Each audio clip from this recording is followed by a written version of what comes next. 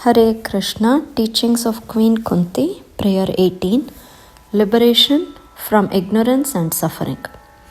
Bhavesmin klishyamananam avidya kamakarmabhihi shravanasmaranarhani karishyan iti kechana.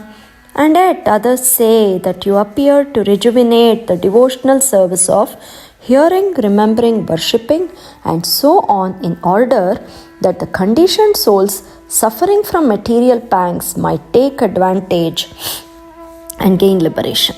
Srimad Bhagavatam 1.8.35. In the Srimad Bhagavad Gita, the Lord asserts that He appears in every millennium just to re-establish the way of religion. The way of religion is made by the Supreme Lord. No one can manufacture a new path of religion, as is the fashion for certain ambitious persons. The factual way of religion is to accept the Lord as the supreme authority and thus render service unto Him in spontaneous love. A living being cannot help but render service because he is constitutionally made for that purpose. The only function of the living being is to render service to the Lord. The Lord is great and living beings are subordinate to Him. Therefore, the duty of the living being is just to serve Him.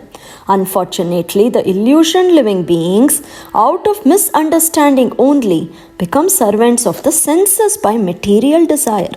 This desire is called avidya or nescience, and out of such desire the living being makes different plans for material enjoyment centered about a perverted sex life. He therefore becomes entangled in the chain of birth and death by transmigrating into different bodies on different planets under the direction of the Supreme Lord. Unless therefore one is beyond the boundary of this nescience, one cannot get free from the threefold miseries of material life. That is the law of nature. The Lord, however, out of His causeless mercy, because He is more merciful to the suffering living beings than they can expect, appears before them and renovates the principles of devotional service comprised of hearing, chanting, remembering, serving, worshipping, praying, cooperating, and surrendering unto Him.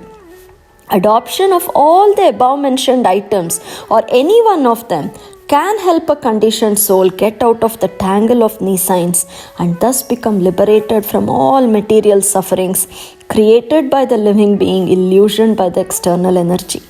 This particular type of mercy is bestowed upon the living being by the Lord in the form of Lord Sri Chaitanya Mahaprabhu. In this very important verse, the word bhave asmin mean in this material world. The word bhava also means grow, and it refers to that which has taken birth. In the material world, there are 6 kinds of changes.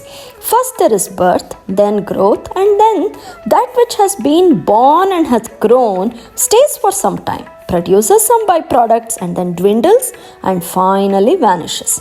These 6 changes are called Shadvikara. The body, for example, takes birth at a certain date and then it grows and stays for some time. From the body come so many byproducts in the form of sons and daughters, and then the body becomes old and weak, and finally when it is very old, it dies. But when the body is finished, I am not finished. When the gross body comes to an end, I am still present within the subtle body of mind, intelligence, and false ego, and this subtle body carries me to another gross body. Although everyone has to accept a subtle body, the scientists and medical men cannot see it. I have a mind and you have a mind, but I cannot see your mind and you cannot see mine. I have intelligence and you have intelligence, but you cannot see my intelligence nor can I see yours, because they are very subtle. Similarly, the spirit soul is still more subtle. So what will the materialistic scientists see of it? They cannot see the mind, intelligence, or false ego. What to speak of the soul? Therefore, they say body is everything and there is nothing more. Actually, however, that is not a fact. The fact is that the spirit soul is very, very small. Balagrashata bhagasya Shatadha kalpitasya cha. Shvetashvatara Upanishad 5.9. The soul is 1/10,000th the size of the tip of a hair. Suppose we were to take a hair, divide it into 100 parts. Could we do it? No. That is not possible. But if we could do it and then divide it again into another 100 parts, each part would be the size of the spirit soul. Of course, this is not possible to understand by experimental knowledge. So how can it be learned? One must learn of this from an authority. Our knowledge is so imperfect that it cannot deal with such subtle affairs. And because rascals cannot deal with such things, they think that matter is the cause of life. Nonetheless, they have not been able to demonstrate that life comes from matter. Let them take chemicals in their laboratory and produce even a small insect with hands, legs and eyes. Every night we see many of such small insects and insects with legs and eyes with which they approach the light. From such small insects up to Brahma, there are 8,400,000 different forms of life, among which we are traveling from body to body, leaving one body and entering another, as stated by Krishna in Bhagavad Gita, Tatha Dehantara Praptihi. Therefore, either we must reject Krishna's word or reject all the so-called scientific theories that life comes from matter. But we are pledged to Krishna consciousness, and therefore we cannot reject Krishna's word. We accept Krishna when he says that we have to travel from one body to another. Every living entity within this material world is under the influence of avidya, ignorance. Avidya karma samnyanya tritiya shaktir ishyate. God Krishna has many millions of potencies. Parasya Shaktir Vividhaiva Shruyate, and they have been summarized into three categories: the external potency, the internal potency, and the marginal potency. The marginal potency and the internal potency are of the same spiritual quality, but the third potency, the external potency, is inferior. Vishnu Shaktir Para Prokta Kshetragnyakhya Tatha Para Avidya Karma Samnyanya Tritiya Shaktir Ishyate. Vishnu Purana 6.7.61. In this material world, everyone is in ignorance, avidya. Even Brahma was ignorant until he was given knowledge by Krishna. Therefore, no one should be proud of his knowledge. Everyone in this material world is a rascal. A particular living entity desires, if I can get the opportunity to obtain the post of Brahma, then I can create a big universe. Thus he receives the body of Brahma.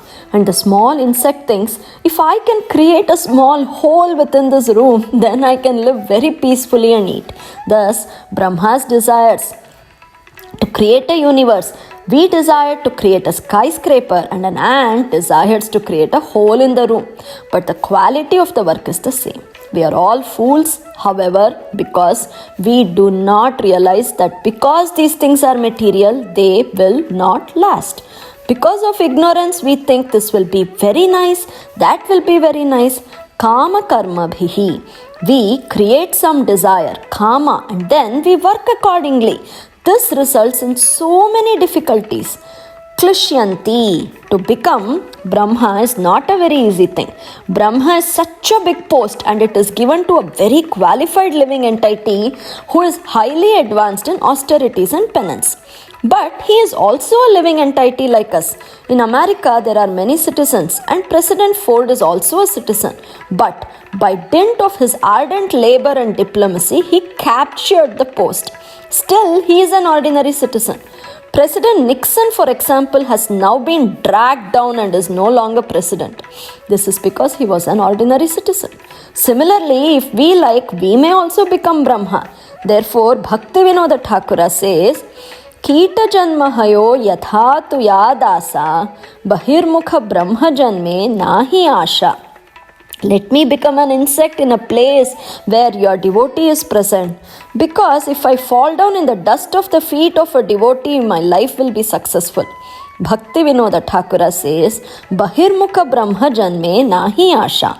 I would not want to be a Brahma and not be a devotee of Krishna. Because we are in ignorance, Maya, at any time, we may forget Krishna. Therefore, we must always engage in Krishna consciousness so that we shall not forget him. That is indicated by Kunti Devi by the words Shravana Smaranar Hani. The word Shravana means hearing, Smarana means remembering, and Arhana means worshipping the deity of the Lord. One should always engage oneself in hearing about, remembering, and worshipping Krishna.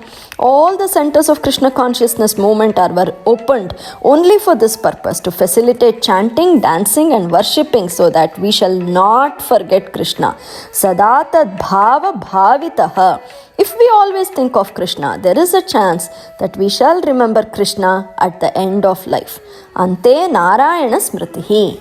Everything takes practice. For example, if one wants to dance on the stage, one has to perform many rehearsals to practice how to dance. Then if one becomes an expert dancer, when one dances on stage, one will receive acclaim. Ah, a very good dancer. But one cannot say, I shall go immediately to the stage and become a good dancer. That is not possible. One may say, no, I shall not attend the rehearsal. Just give me the stage and I shall perform. But the director will not allow this, for one cannot become a good dancer without practice. The real purpose of life is to remember Krishna when one's life comes to an end. Ante Narayana Smritihi. If at the time of death one can remember Krishna, one's life is successful. In this material world, one must suffer from material miseries, but rascals do not care to understand this, for they are absorbed in ignorance. A smuggler may go on with his work, even though he knows that he will be arrested and punished. A thief may know that he will be arrested and punished for criminal acts, and he may even have been punished several times, but still he will commit the same crime again. Punashcharit Charvati Charvananam. Why? Ignorance. He is so much absorbed in ignorance that he does not think, I am repeatedly stealing and being repeatedly arrested and sent to jail to be punished. Why am I doing this? The result is not good. A person who is too much sexually inclined may suffer many times from venereal disease and have to undergo treatment, but still he will go to a prostitute again. This is Avaidha Stri Sangha, illegitimate sex. But even legitimate sex involves so many difficulties. After sex, a woman becomes pregnant and has to suffer for 10 months. And at the time of delivery, there is also sometimes very great danger. And the father, after the child is born, must take care of the child and work hard to provide for its education. Therefore, the Vedic literature says, Bahu Dukkha Bhajaha. After sex, legitimate or illegitimate, there are many troubles. Tripyanti neha kripanaha. But one who is an ignorant rascal will not be satisfied. Instead, he will do the same things again and again. Punascharvita charvananam. This is called bhavaroga, the disease of material existence. Yan maithunadi grihamedhi sukham hi tuchham kanduyanena karayor iva dukkha dukkham. Srimad Bhagavatam 7.9.45. In the Vedic civilization, therefore, small boys are trained to remain brahmachari, celibate, and not involve themselves in the troubles of sex. But if one is unable to remain brahmachari, he is allowed to marry. After being trained in the beginning as a brahmachari, he will not stay for many years in family life, but will very soon become vanaprastha, retired, and then accept sannyasa, the renounced order of life. In this material world, everyone is suffering. The birds, the beasts, the trees, the animals, the plants, and even Brahma and Indra. Indra is also not safe. He is always in anxiety about competitors who may come. Tat sadhu manye asura varya dehinam sada samudvigna dhyam asad grihat. Bhagavatam 7.5.5. Why is everyone in this material world always in anxiety? Avidya kama karma bhihi, because they are rascals. Therefore, Krishna stresses, you rascal, give up all your nonsense and surrender unto me. This is Krishna's very good mercy. He is the Supreme Father. Therefore, he directly says, Sarva Guhyatamam. This is the most confidential knowledge. Sarva Dharman Parityajya Mamekam Sharanam Vraja. You rascal, give up everything and simply surrender unto me. Therefore, Kunti says, you have come to teach rascals like this and engage them in hearing, remembering, and worship. This is bhakti, Shravanam Kirtanam Vishnoho. One should hear and chant about Vishnu, Krishna. But as soon as devotees begin to hear and chant about Vishnu, some rascal Swami will say, no hearing or chanting any name will do. Why Vishnu? Why not Kali? In Bengal, there is a group of people who have invented Kali Kirtana, chanting the name of the demigoddess Kali. What is this nonsense? In the Vedic literature, there is no such thing as Kali Kirtana. Kirtana means Shravanam Kirtanam Vishnoho, hearing and chanting about Vishnu, Krishna. The Vedic literature recommends Hare Nama, chanting of the holy name of Hari, Krishna, and no one else. This Shravanam Kirtanam, hearing and chanting, was described very nicely by Shukadeva Goswami, the second canto of Srimad Bhagavatam 2.4.15. He said, Yat Kirtanam, Yat Smaranam, Yat Ikshanam, Yat Vandanam, Yat Shravanam, Yat Arhanam. Lokasya Sadyo Vidhunoti Kalmasham, Tasmai Subhadra, Shravase Namo Namaha. Before speaking Srimad Bhagavatam, Shukadeva Goswami offered his obeisances to Krishna with this verse. He said, I offer my obeisances unto him, for simply hearing of him is Subhadra, auspicious. The entire Bhagavatam is glorification of Krishna, and this is glorification by Shukadeva Goswami. He says that one can be perfectly purified if one either glorifies Krishna, meditates upon him, or simply sits before the deity of Krishna and sees him, thinking, how nicely dressed is Krishna, how nicely dressed is Radharani. If one has no ability to chant, or if one's mind is so disturbed that one cannot fix it upon Krishna, one is given this chance. Here is the deity. Simply see him. If one is engaged in the service of the deity, there is a good chance of always seeing him. 24 hours a day, while cleansing the floor of the temple, while dressing the deity, while bathing the deity, or while offering him food, one will always see him. This is the process of devotional service. But people are such fallen rascals, they do not even go see the deity. Oh, they think, what is this deity worship? It is idol worship. They may worship the statue of Gandhi or someone else, but when asked to come see the worship of the deity, they will say, no, this is idol worship. I have seen that in Calcutta, in Chaurangi Square, there is a statue of Sir Ashutosha Mukherjee. Throughout the year, the crows pass stool on his face and the stool becomes caked on him. So, on one day a year, the ordinary sweepers cleanse the statue with their brush in the morning, and in the evening, some big men come and garland him with flowers. Then, after that evening, they go away, and again the next morning, the crows come to pass stool on his face. So this kind of worship is accepted. Sweeping the face of Sir Ashutosha Mukherjee with the municipal brush. But if we install the deity of Krishna and worship him nicely, people will say that this is idol worship. So people are embarrassed by being entangled in avidya, ignorance. And the method by which to educate them and rescue them from the clutches of this ignorance is devotional service. As explained by Shukadeva Goswami, one may chant the name of Krishna or meditate upon Krishna, or if one cannot meditate, one may simply sit down and see Krishna. Even a child can see, here is Krishna, here is Radharani. Even a small child or even an animal can do this and benefit. Or if one is more intelligent, or one may offer prayers, and if one is expert and has been trained by a spiritual master, one may perform appropriate worship. Christians and Muslims are also Vaishnavas, devotees, because they offer prayers to the Lord. Oh God, they say, give us our daily bread.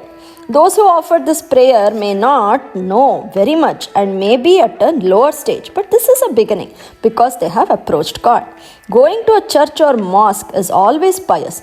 Chaturvidha bhajante mam janaha sukritino arjuna. Therefore, those who begin in this way will one day become pure Vaishnavas. But the atheistic propaganda that one should not go to a church, temple or mosque is very dangerous to human society. One may not be very advanced, but one should try at least to do something to understand God. A child is sent to school, and although he may simply learn ABCD, if he is interested, he may one day become a good scholar. Similarly, one day a pious man may become a pure devotee. Why should one give up religion altogether? Because become completely secular and simply open a factory in which to manufacture nuts and bolts and work very hard and drink and eat meat. What kind of civilization is this? It is because of this so-called civilization that people are suffering. It is by ignorance that people think that by opening factories they will be happy. Why should they open factories? There is no need. There is so much land and one can produce one's own food grains and eat sumptuously without any factory. Milk is also available without a factory. The factory cannot produce milk or grains. The present scarcity of food in the world is largely due to such factories.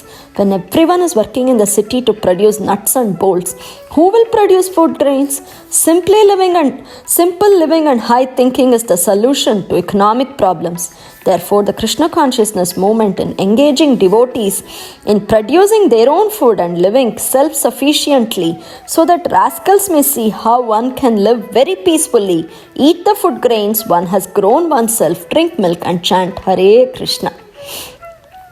The process of Krishna consciousness should be very vigorously propagated all over the world.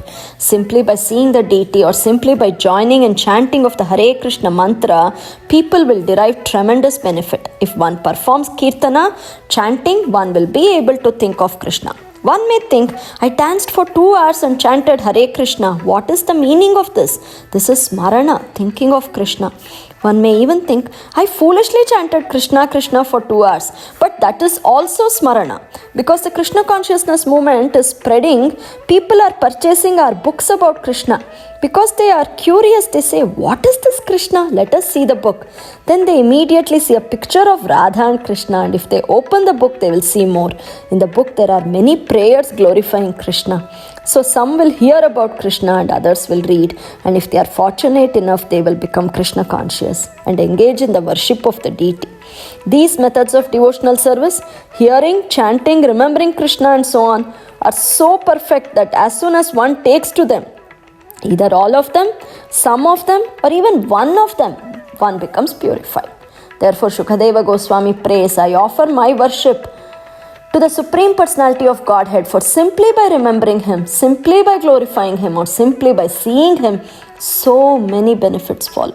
Shukadeva Goswami is one of the 12 important spiritual authorities, and these are the authorities we must follow. Mahajano yena gataha sapantaha. He affirms that by performing these methods of devotional service, one will be cleansed of material contamination. When? Sadhyaha. Immediately, without waiting. This is the great benefit of the Krishna consciousness movement. Hare Krishna.